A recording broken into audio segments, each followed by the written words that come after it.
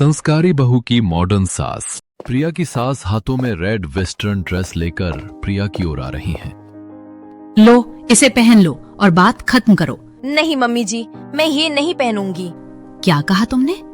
मेरे घर में रहकर मुझे ही मना करोगी? मम्मी जी, एक बार सुन तो लो वो क्या कहना चाहती है। चुप करो, तुम बीच में मत बोलो। ये इस घर की बहू है और इसको वो सब कुछ पहनना भी पड़ेगा और मानना भी जो मैं चाहती हूँ। सुबह की सुनहरी रोशनी ड्राइंग रूम के बड़े शीशे पर पड़ रही है।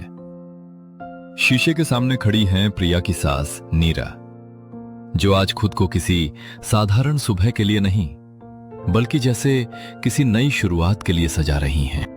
ये लिपस्टिक का शेड बिल्कुल सही है। हाँ, अब बात बनी। नीरा भारी मेकअप, चमकदार शॉर्ट ड्रेस और ऊंची हील में खुद को अलग अलग एंगल से देखती हैं और अपने ही अंदाज पर खुश होकर ठहर जाती हैं। मम्मी जी, आप इतनी सुबह सुबह कहीं जा रही हैं क्या? इतनी सुबह नहीं प्रिया, इसे कहते हैं दिन को स्टाइल से शुरू करना। मम्मी जी, मैं तो आपके रूम की सफाई करने आई थी। अगर आपको कोई परेशानी नहीं हो तो मैं कर लूं? ठीक है, लेकिन पहले ये बताओ, ये ड्रेस मुझ पर कैसी लग रही है? सच सच बोलना। एकदम अलग लग रही है, मतलब बहुत मॉडर्न। अलग नहीं, शानदार। शब्द ठीक से चुनो बहू। मॉडर्न ही सही हूँ तो तुम्हारी सास। जी, शानदार। देखो प्रिया, उम्र सिर्फ कागज पर बढ़ती है, दिमाग में नहीं। मैं उन औरतों में से नहीं हूँ जो बस हल्की साड़ी पहनकर कोने में बैठ जाएं। मैंने ऐसा कब कहा मम्मी जी? कहा नहीं, पर तुम्हारे चेहरे पर लिखा हुआ है, जिसे मैं साफ तरीके से पढ़ सकती हूँ। प्रिया चाय नाश्ता लेकर आ रही हैं। नीरा अपने मोबाइल में अपना फ्रंट कैमरा खोलकर खुद को देखती रहती हैं। माँ जी, चाय ठंडी हो जाएगी, पहले पी लीजिए। प्रिया मेकअप के बाद चाय पी जाती है, पहले नहीं। कुछ बेसिक सीखो। और हाँ, आज से मुझे हर बात पर ये मत कहना कि लोग क्या कहेंगे। लोग हमेशा कुछ न कुछ कहते ही हैं।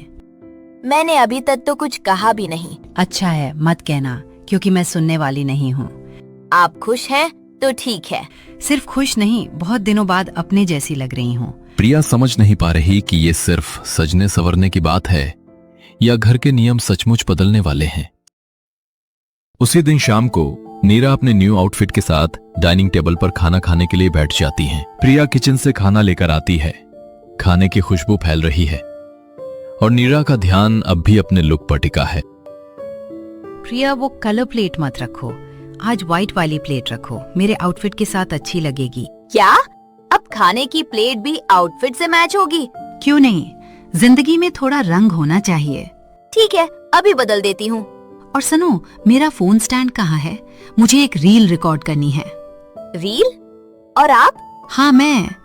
इतनी हैरानी क्यों हो रही है? नहीं, बस मैंने सोचा नहीं था। यही तो दिक्कत है, तुम लोग सोचते बहुत कम हो। किस बारे में? कि औरत शादी के बाद सिर्फ जिम्मेदारियों का दूसरा नाम नहीं होती, उसका अपना स्टाइल, अपनी पसंद, अपनी पहचान भी होती है। पहचान तो होती है मम्मी जी, पर हर चीज की एक उम्र भी होती है।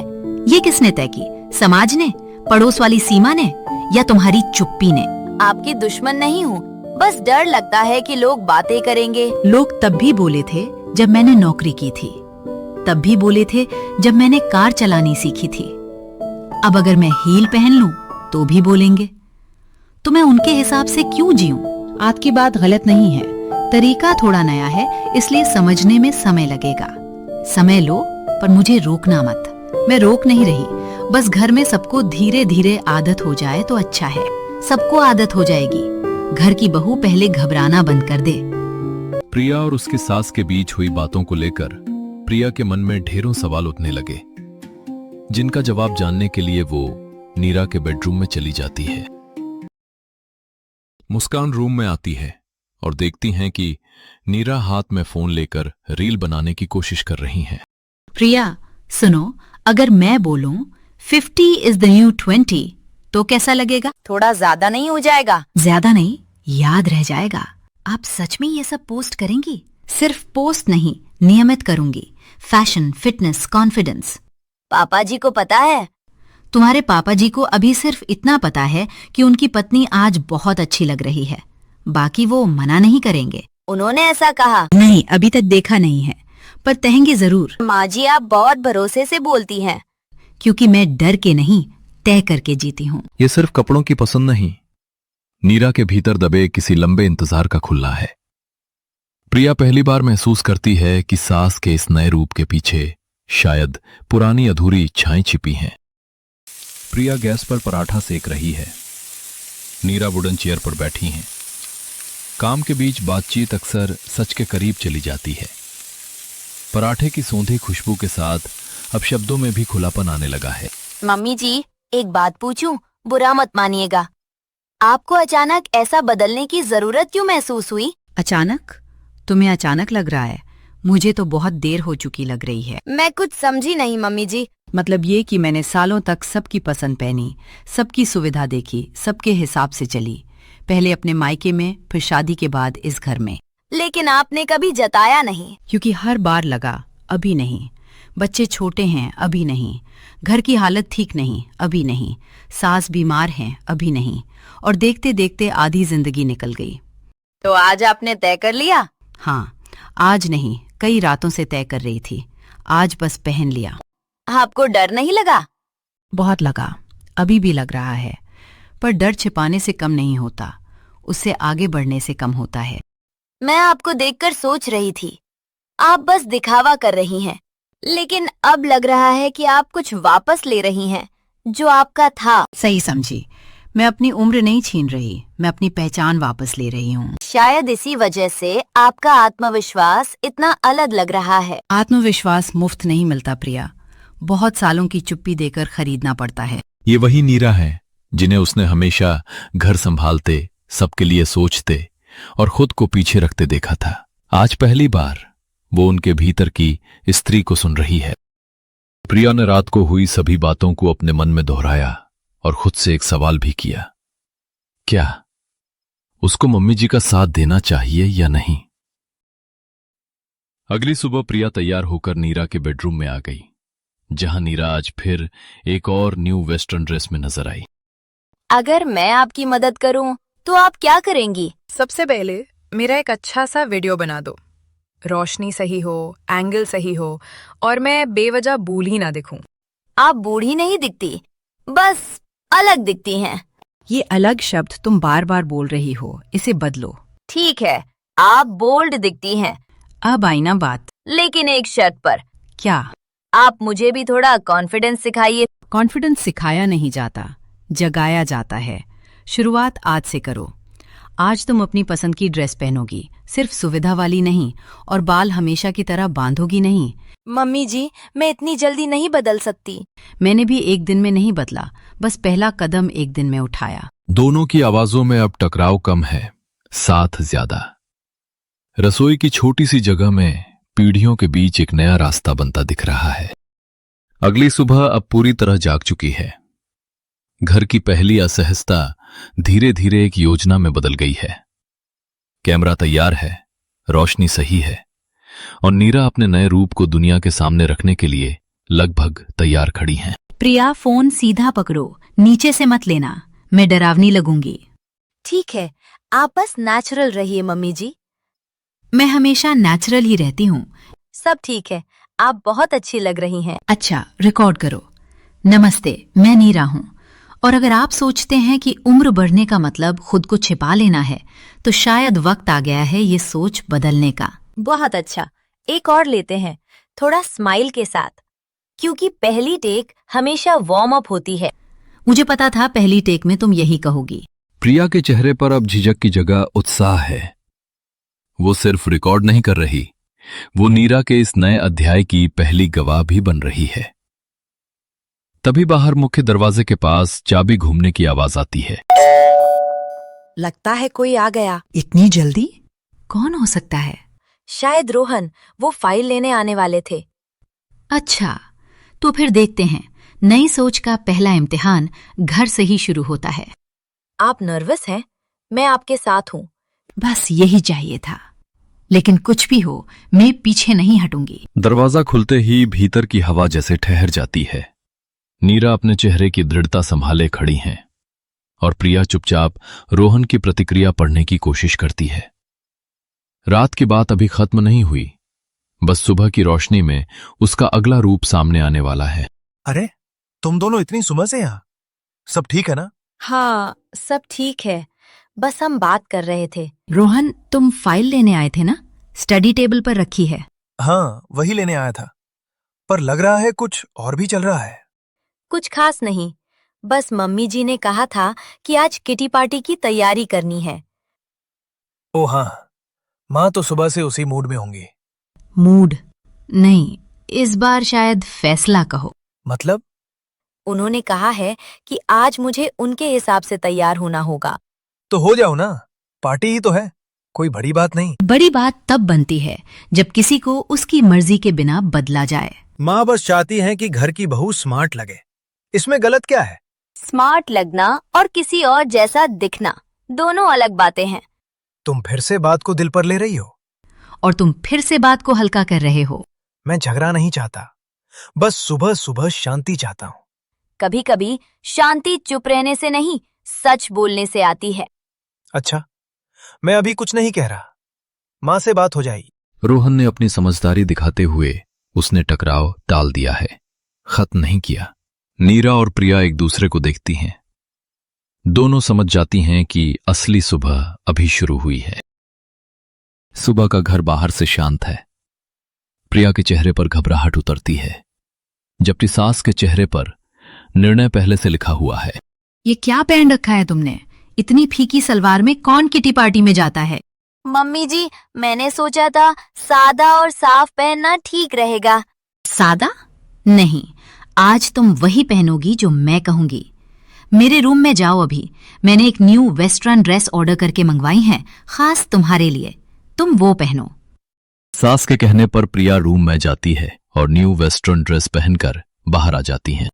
मम्मी जी, ये थोड़ा छोटा है, मैं इसमें सहज नहीं हूँ। सहज होना सीखो। घर की बहू हो, गांव की मास्टरनी नहीं। मैं बस इतना कह रही हूँ कि मैं ऐसे कपड़ों की आदी नहीं हूँ। इसलिए तो बदलना है तुम्हें। हर बात में अपनी पसंद नहीं चलती। लेकिन मेरी भी तो कोई मर्यादा, कोई सीमा। क्या लोग कपड़ों से ही इज्जत नापते हैं? सीमा मैं तय करूंगी। समाज में मुझे जवाब देना पड़ता है। बिल्कुल, और पहली नजर सबसे पहले कपड़ों पर ही जाती है।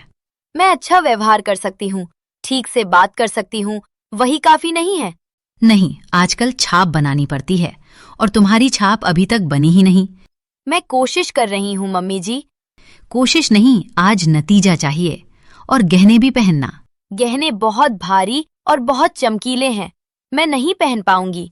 अच्छा ही है, दूर से दिखोगी तो लोग पूछेंगे बहू कौन है। मैं मजाक का हिस्सा नहीं बनना चाहती। मजाक तब बनती हो जब मेरी बात काटती हो। प्रिया की आवाज धीमी है, पर भीतर अपमान का डर तेज होता जा रहा है। एक तरफ सास बहू का रिश्ता, दूसरी तरफ प्रिया की सिकुड़ी हुई चुप्पी। बात सिर्फ कपड़ों की नहीं रही, अब ये इस घर में किसी की आवाज की कीमत का सवाल है।